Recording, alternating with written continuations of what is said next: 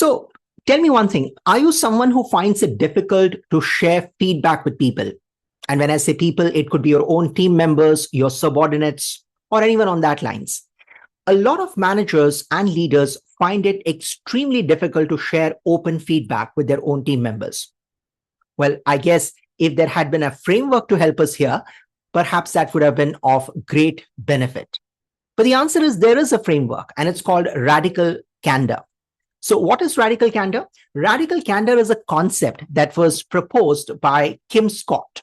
So Kim Scott actually went ahead and wrote an entire book on this topic, trying to explain people how could we use this framework whenever we have to share feedback with our own subordinates or team members. And that is exactly what I'm going to tell you today about, is how do we as leaders, as managers, use Radical Candor in our context. So first of all, let's understand a bit of background. So when we talk about Radical Candor, as I said, it's a concept that was proposed by Kim Scott. There she is. So Kim Scott happens to be an author, and she has written quite a number of books. In fact, two of her popular books are Radical Candor, which is exactly what we're talking about right now, which talks about how can you be a kick-ass boss without losing your humanity. And the other one that she's written is called Radical Respect, which talks about how can we work together better.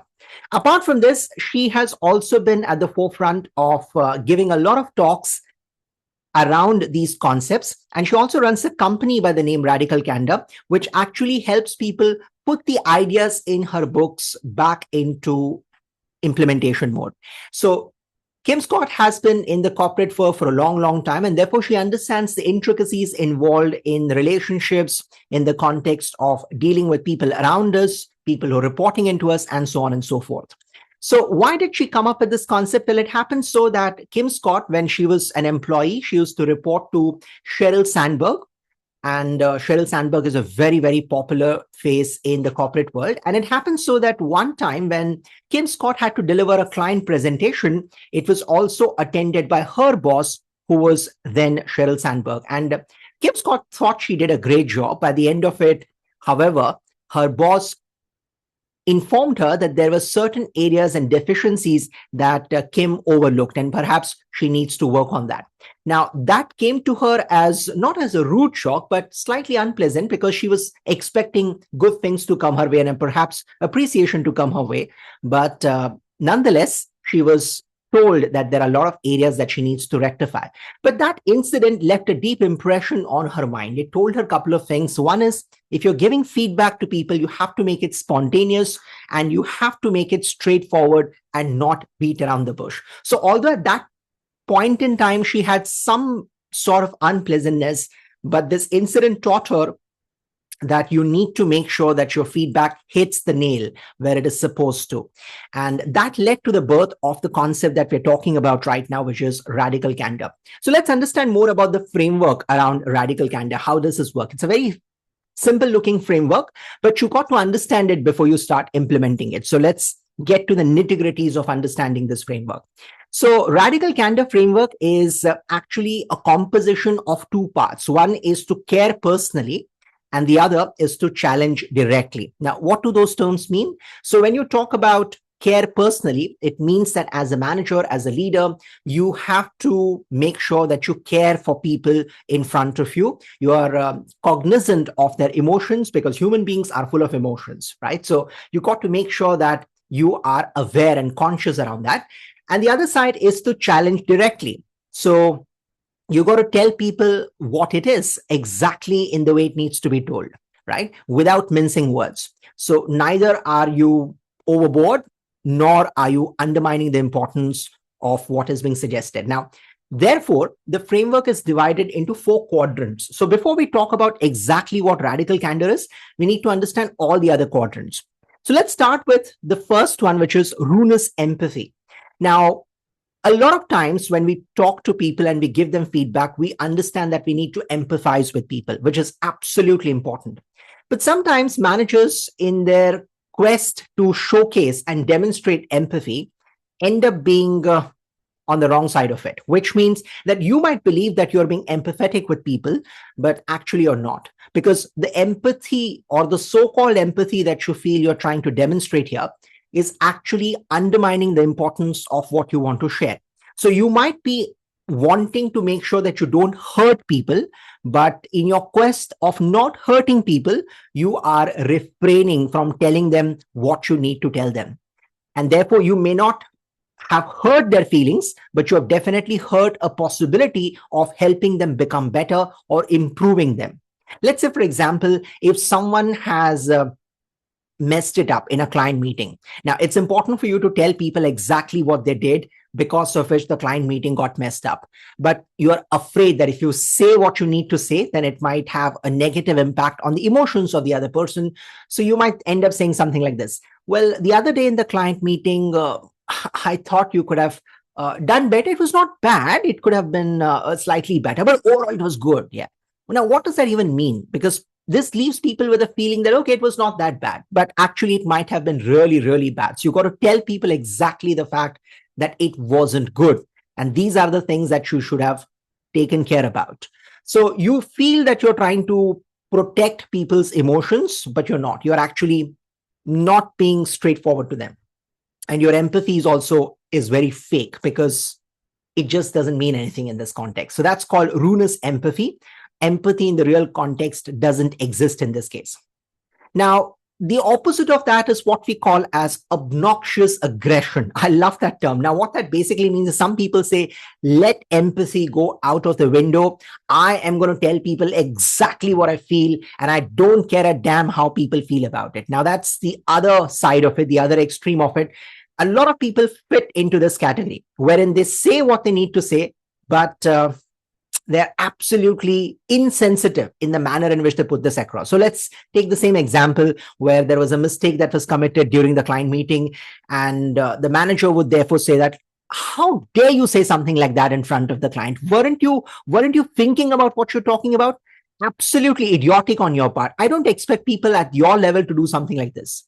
Now, that's too much for anyone to digest, right? Now, you might say that's your way of doing it, your style of doing it, but is that really taking into consideration the feelings and the emotions of the other person? The answer is not. And that's why it's called obnoxious aggression. Something like this could be a relationship breaker, or it could lead to a permanent damage of relationship between two people as well. And it might really hurt people's sentiments to an extent that it becomes irreparable. So obnoxious aggression is on the other extreme. Definitely not recommended for anyone. Now, in between the two, some people find out a middle ground, and that is what we call as manipulative insincerity. Now, what is manipulative insincerity? In this particular case, you're not hurting the sentiments, but you're not even protecting the sentiments. You're not being empathetic. You're not being aggressive. So you're somewhere in between. Basically, you're indifferent. It just doesn't matter. So you say things, but you don't say things. And you are not really sincere about what you say. So you try to conceal the material fact and just say things for the heck of it, right? Because you don't want to come across as being bad. And at the same time, being sympathetic with people or showcasing sensitivity is not your style. So you just say, forget about it. Who cares? Nobody would remember what I'm going to say any which ways. So let me say what I want to say and let me be politically correct about it. So that's insincerity. But why is it bad? Because you're actually manipulating people. You're actually not telling them what they deserve to hear, because unless you give them that feedback, they would never get an opportunity to enhance their performance or perhaps rectify their behavior. So in this particular case, by being indifferent, by not taking the ownership of telling people what they need to know, you are basically not taking accountability in the feedback process. And that's why it is absolutely a big no-no.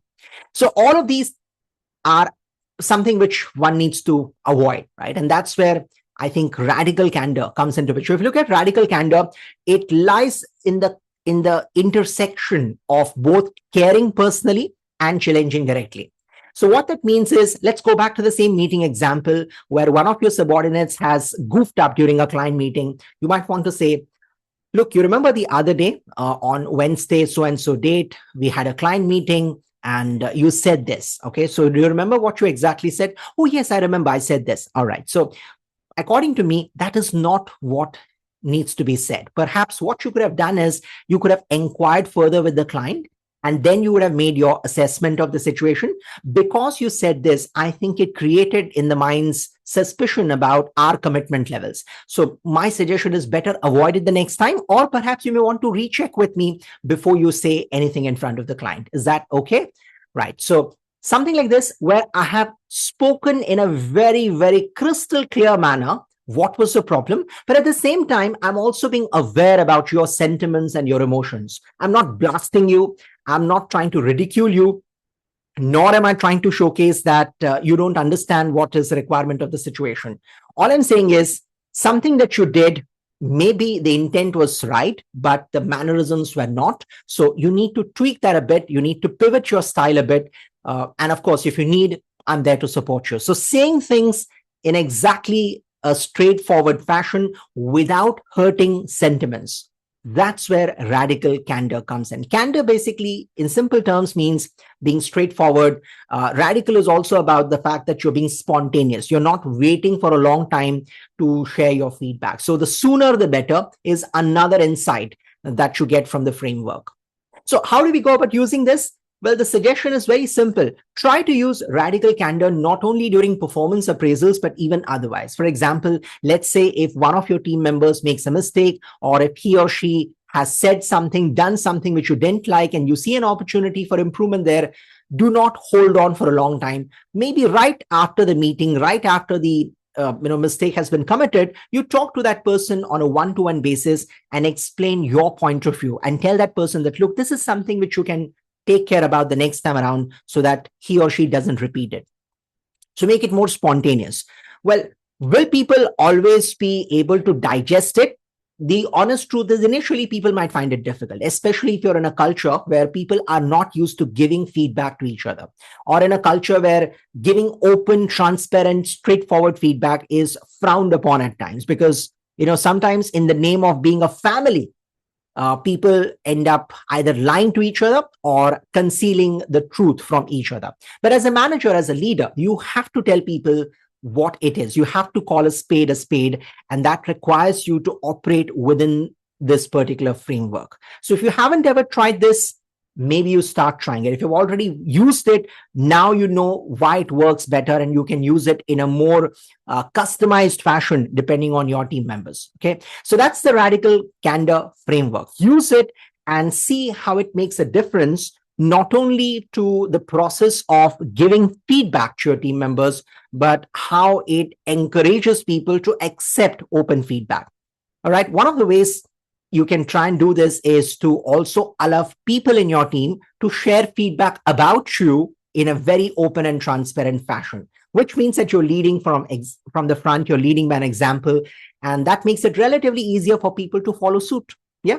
So try radical candor and do let me know how has it made a positive difference in the way you share feedback with your team members. Thank you for listening.